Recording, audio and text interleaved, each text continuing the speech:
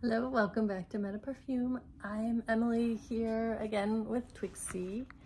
And I moved the chair, I rearranged my living room, so she is there, tired. um, I am going to continue today with my white tea set and the flankers I've been reviewing.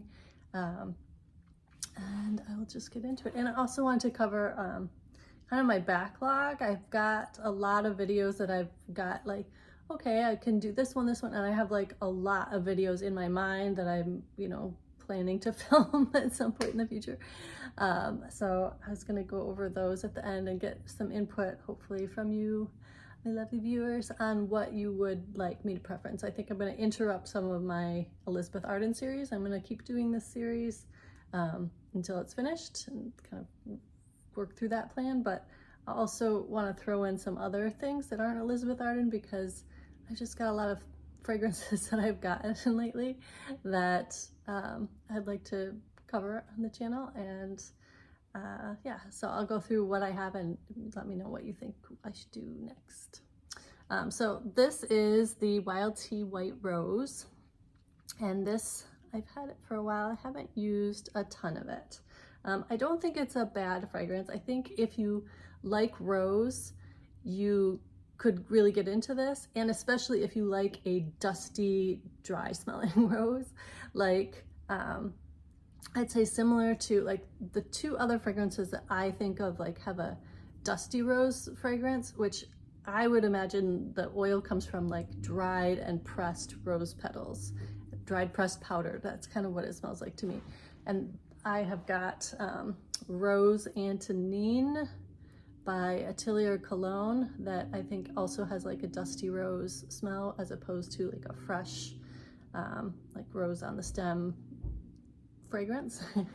And also these are both very different. It's this Wild Rose White Tea is not like Rose's Antonine, but it has that sort of dry dusty rose fragrance note.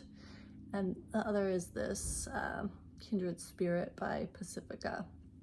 So I think those both have kind of the dusty rose quality. Now, my beef with this isn't the fragrance itself. The fragrance itself is nice enough. I'm not maybe the biggest fan of a dusty rose note though. So for me, I'd say, well, it's pretty. I don't really reach for it because as a flanker of a fragrance I really like, I feel like I want it to be more reminiscent of that fragrance. And I feel like this flanker changes the character of the fragrance quite a lot. Even though there is some overlap in the notes, and I'll go through those in a second, it's just a big departure from the original white tea.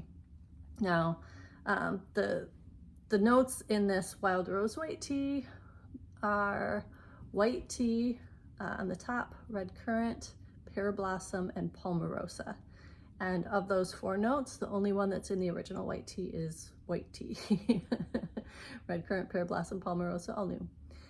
In the middle, we've got two different types of rose, Bulgarian rose and Turkish rose, as well as peony and clary sage.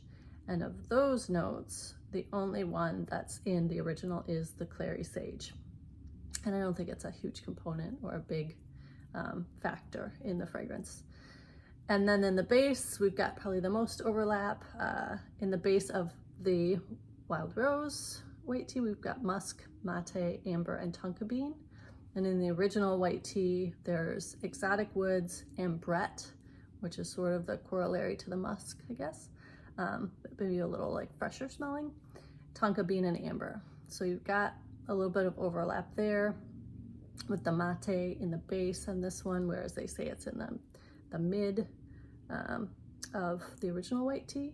So yeah, I mean, I kind of see the white tea-ness of it, but because I have an expectation of I want white tea just a bit different, I'm not thinking rose.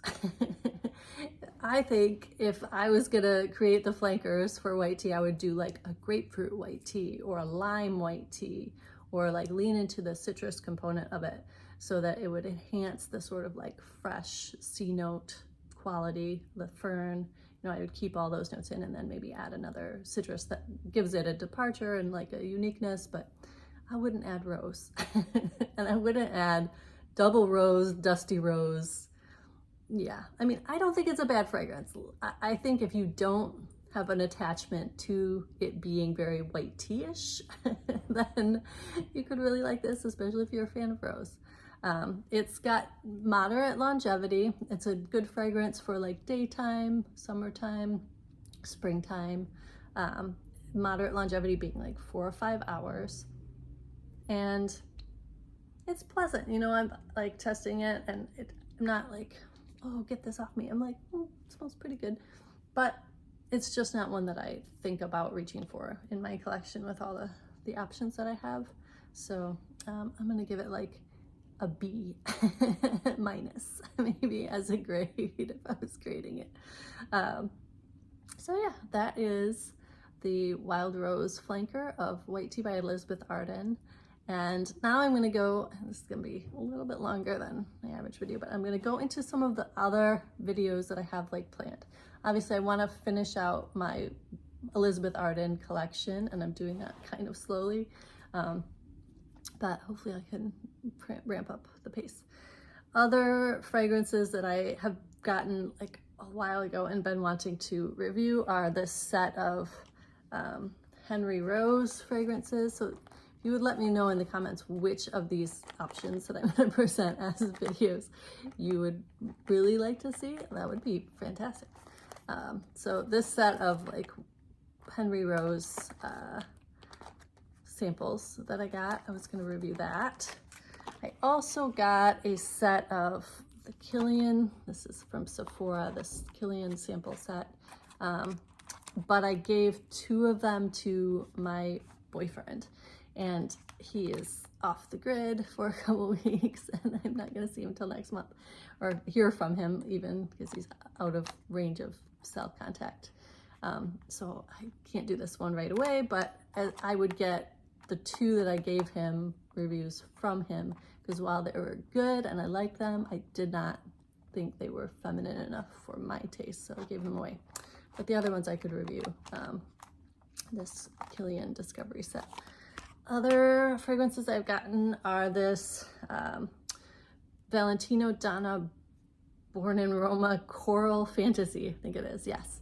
And this fragrance is nice, but it's not what I meant to buy. When I went to Sephora, I tried out what I didn't understand when I was trying it out initially was the men's version of this, and I was wanting to buy that, but in a sample size.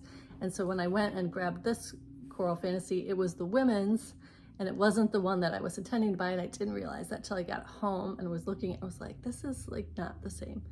It's nice. I probably wouldn't buy a full-size bottle of it, but I would of the male version, which is a little harder to find now. I've gone back to Sephora and I couldn't find it, so I'm on the lookout for that too. Another one that I was thinking I would want to do, I got a sample of a flanker to this, what is this called? This one. Yes I Am by Cacharel. Yes, that's what it is. Yes I Am by Cacharel has a flanker that I think is pretty nice. I like this flanker, and I was going to review that as well. So, you know, if you want to see that, let me know. Oh, and I also, because I watch a lot of other perfume channels, and I had a perfume channel night where I was like surveying all of the new postings from my perfumies that I follow, and everybody was freaking out about this fragrance, and so I bought it, but I was like, I cannot afford it, so this is my logic, right? I'm like, this is too much. I shouldn't be buying this fragrance, but everybody's freaking out about it, and like a lot of people are saying they love it, love it, love it. So I bought 2. Thinking like this is probably gonna run out because of the hype is so massive, and I haven't even unboxed it yet, so I don't even know what it smells like yet. So that one I'll probably get to pretty soon, because I do kind of want to unbox this. But I bought 2 thinking it'll run out and then I can sell it, because I never sell fragrances, and this will give me the motivation to like get that muscle memory. This is something I probably should do. I have so many and I'm not going to be able to use them all. And not all of them are going to get used up just because, you know, they're not the favorites in my set or whatever. So anyway, that's pretty much my backlog. Oh, and all my Britney Spears. That was the next series I was going to do after I finished up all the Elizabeth Arden fragrances I have.